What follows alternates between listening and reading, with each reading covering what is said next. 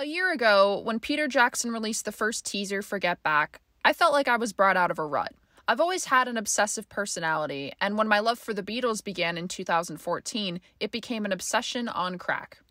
With age, I've learned to keep most of it at bay, now discussing them with a more mature mindset.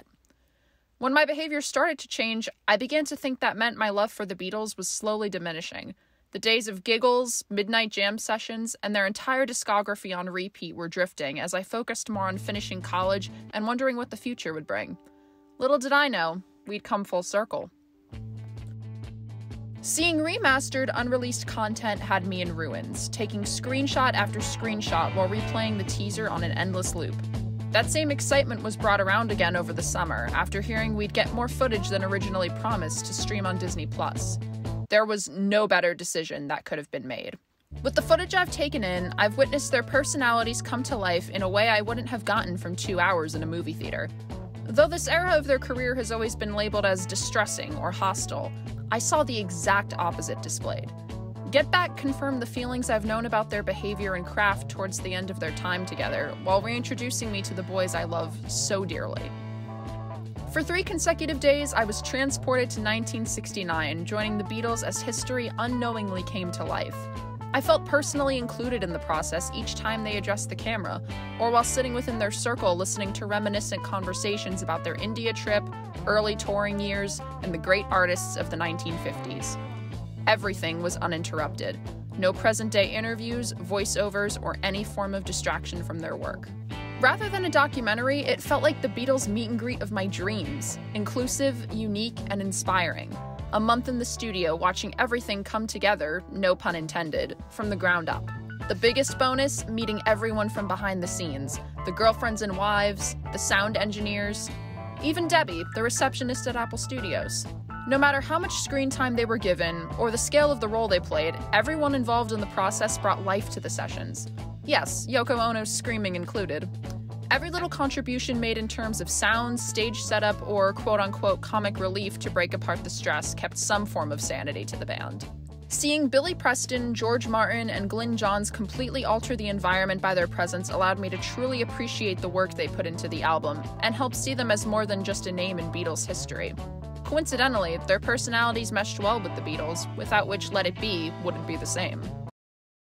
As an aside, I must say I appreciate the hammer sound in Maxwell's Silver Hammer a lot more knowing that it was Mal Evans cheerfully hitting an anvil. Despite the negativity that many have associated with these sessions, Get Back has confirmed my intuitive feelings that they did truly love one another.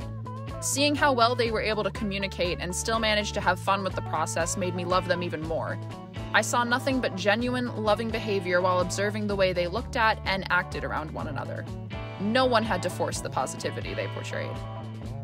A switch was flipped the minute the environment was changed, where I saw a strong effort from the boys to get ideas across and come to a consensus. Though we weren't able to hear the exact conversations to bring back George or witness their first few days at Apple, it left a lot to my imagination. What I do know is that finding a healthy way to compromise was necessary, and I commend them for being able to do so successfully and have such a rapid turnaround. Even in the end, they were still looking for ways to perfect their recordings, be innovative, and exit in style. The rooftop concert, as simple as it appeared next to their original ideas, was breathtaking to watch. The way Peter Jackson strung each clip together, incorporating man-on-the-street interviews and a look inside the building during the show, was the most compelling piece of journalism I've ever seen. As a music journalist in the making, I became overwhelmed seeing all of the concert footage put together. Knowing what it took to bring them to that moment only made the show that much more of an accomplishment and an emotional sight to see. The people on the streets of London hadn't a clue about anything occurring on the roof or behind the scenes. Yet somehow, I did? Walking away with every detail, seeing every aspect from start to finish, was almost too much to handle. The minute the credits ended, I wept tears of joy. I had my proud mom moment of watching my boys create a beautiful album after being a witness to the struggles that occurred throughout. For the first time, I was able to have them brought down from a pedestal, where I could see the imperfections. I've always glorified their work, but have now grown a deeper appreciation for the process behind it. They are the same intelligent, wild, and confident individuals that I've always known them to be. Except this time, I was finally given the chance to hang out with them and see it firsthand. November 4th, 2014. The teacher for my Evolution of Popular Music course played the Beatles' first movie, A Hard Day's Night, as part of the day's lesson. I was the only student to not fall asleep in their seats, but rather laugh at the corny jokes and dissect the vague plotline. Come Thanksgiving weekend, I began to download my dad's Beatles CDs to my phone, at only 15 years old. November 27th, 2021. Another Thanksgiving weekend has come and gone.